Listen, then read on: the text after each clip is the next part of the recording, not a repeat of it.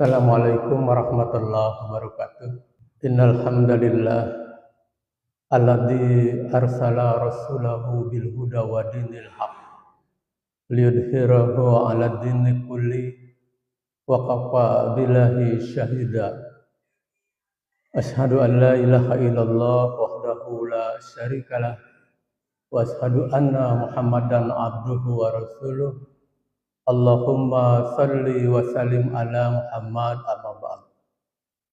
Faya ayyuhal qadirun qala Allah ta'ala fil Qur'anil Karim a'udzu billahi minasy syaithanir rajim lahu mu'aqibatul min baini yadayhi wa min khalfihi yahfazunahu min amrillah.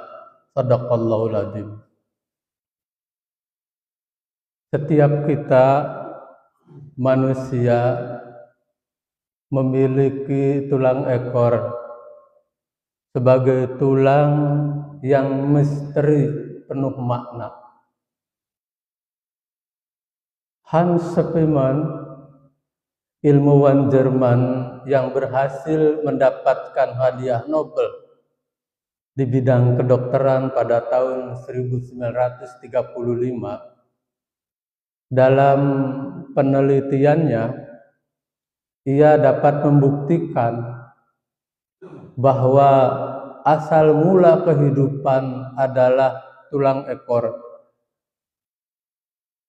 Pada penelitian lain, Han mencoba menghancurkan tulang ekor tersebut. Ia menumbuknya dan merebusnya dengan suhu panas yang tinggi dan dalam waktu yang sangat lama. Setelah menjadi serpihan halus, ia mencoba mengimplementasikan atau menanamkan tulang itu pada janin lain yang masih dalam tahap permulaan embrio. Hasilnya, tulang ekor itu tetap tumbuh dan membentuk janin sekunder. Ditumbuk dan dipanaskan sedemikian rupa, tulang ini tidak hancur. Masya Allah.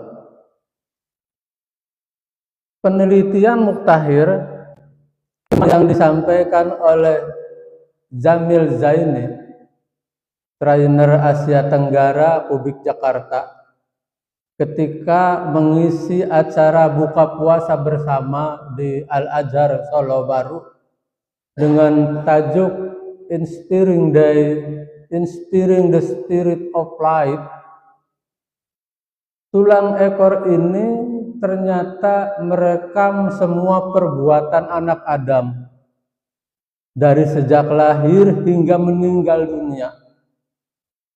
Ia merekam semua perbuatan baik buruk setiap manusia, dan perbuatan mereka ini akan berpengaruh pada kondisi tulang ekornya. Apakah warnanya putih, bersih, atau hitam dan kotor. Semakin banyak energi positif atau kebaikan seorang, maka semakin bersih tulang ekornya. Dan semakin banyak energi negatif atau keburukan seseorang, maka semakin hitamlah tulang ekornya. Ajaibnya, Bapak Ibu yang dimuliakan Allah, ini semua sudah disabdakan oleh Nabi berpuluh abad yang lalu. Di dalam hadis yang diriwayatkan oleh Bukhari nomor 4935 diungkapkan artinya, tiada bagian dari tubuh manusia kecuali akan hancur dimakan tanah, kecuali satu tulang, yaitu tulang ekor. Darinya manusia dirakit kembali pada hari kiamat. Masya Allah. Hadis senada juga diriwayatkan oleh Imam Muslim nomor 2955 dari Abu Hurairah. Rasulullah Shallallahu Alaihi Wasallam bersabda yang artinya, seluruh bagian tubuh anak Adam akan hancur dimakan tanah kecuali tulang ekor. Darinya tubuh diciptakan dan dengannya dirakit kembali. Hadis tersebut menjadi hal yang gaib, yang tidak mungkin bisa dijelaskan dengan logika, dengan akal pikiran manusia. Ternyata sistem pengawasan yang lebih canggih sudah diceritakan jauh ketika manusia masih belum mengenal algoritma dan komputer seperti sekarang ini. Ternyata Bapak Ibu yang dimuliakan Allah, Al-Quran menceritakan jika setiap manusia itu diikuti oleh malaikat. Mereka mengikuti kita baik pada waktu siang maupun malam, kemanapun ya ikut. Allah berfirman di dalam Al-Quran surat Ar-Ra'd ayat 11, A'udzubillahi minasyaitonirrajim. Lahu mu'aqibatum min baini yadayhi wa min khalfihi yahfazunahu min amrillah. Bagi manusia ada malaikat-malaikat yang selalu mengikuti bergiliran di muka dan di belakangnya. Mereka menjaganya atas perintah Allah. Dalam menjelaskan ayat ini, Imam Ibnu Katsir menjelaskan sebuah hadis yang diriwayatkan oleh Imam Ahmad, Bukhari dan Muslim. Para malaikat di malam dan siang hari silih berganti mengawasi kalian, dan mereka berkumpul pada saat sholat subuh dan sholat asar. Kemudian para malaikat yang mengawasi kalian semalam suntuk naik ke langit. Allah menanyakan kepada mereka, padahal dia lebih mengetahui daripada mereka, dalam keadaan apakah kalian tinggalkan hamba-hambaku? Mereka menjawab, kami tinggalkan mereka dalam keadaan mengerjakan sholat. Tidak hanya itu, Allah Subhanahu wa Ta'ala juga menugaskan malaikat untuk mencatat setiap amal kita.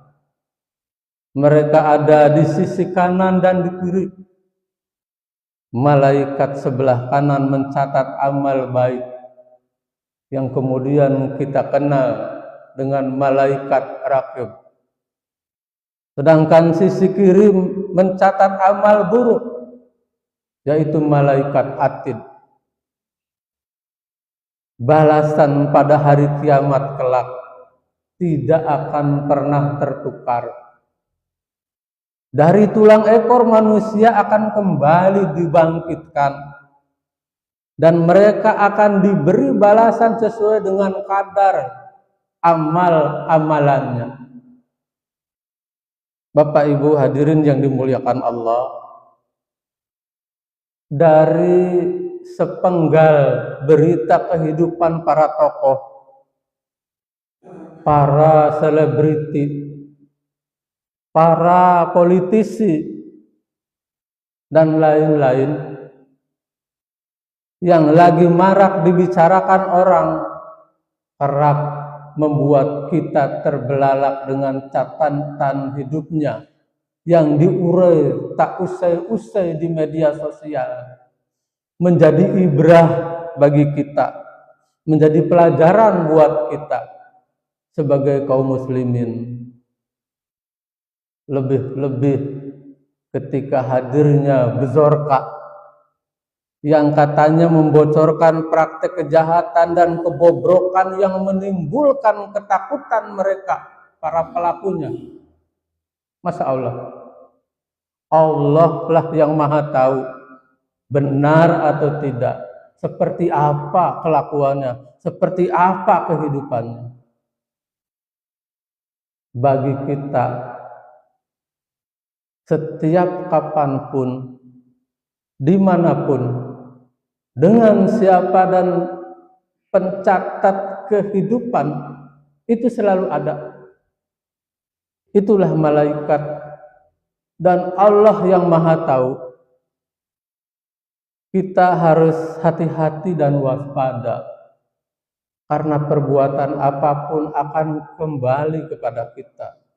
Faman ya'mal misqala dzarratin khairan yarah wa may ya'mal misqala dzarratin syarran yarah.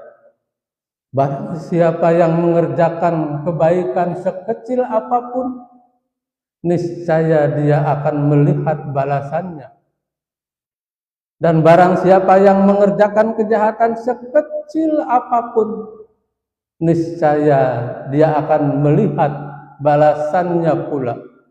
Al-Quran surat Al-Zalzalah ayat 7 sampai dengan 8. Bapak Ibu hadirin yang dimuliakan Allah, kita akan memasuki bulan suci Ramadan. Ketika kemarin kita melewati masa nisfu Sya'ban, terkait dengan amalan-amalan kita tentu saja. Semoga Allah mengampuni dosa-dosa kita. Semoga Allah senantiasa memberikan perlindungan dan penjagaan agar kita terhindar dari dosa dan menganiaya diri sendiri, juga istiqomah dalam kehidupan dan penghidupan yang diridhoinya. Amin ya rabbal alamin. Itu yang saya bisa sampaikan.